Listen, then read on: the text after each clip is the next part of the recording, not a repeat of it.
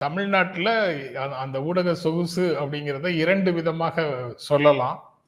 ஒன்று ஊடகங்கள்ல வரக்கூடிய செய்திகளை தீர்மானிக்கக்கூடிய இடங்கள்ல யார் யாரெல்லாம் இருக்கிறாங்க, எடிட்டர்ஸாக யார் இருக்கிறாங்க, அது முக்கியமான பொறுப்புல செய்திகளுக்கு பொறுப்பாக யார் இருக்கிறாங்க, அவர்கள் தீர்மானிப்பதே தான். அதாவது ஒரு 100 செய்திகள் இருக்கு, அதுல ஒரு 20 செய்திகள் 30 செய்திகள் தான் மக்களுக்கு போய் சேருது அப்படின்னு வச்சுக்கோங்க. அந்த 20-30ல எதெல்லாம் முக்கியமான செய்திகள்னு தேர்வு செய்யற இடத்துல யார் இருக்காங்க, அவங்களுடைய பார்வையில தானே அந்த செய்தி வரும். அப்படி இருக்கக்கூடிய இடத்துல இருக்கிறவங்க யாரு?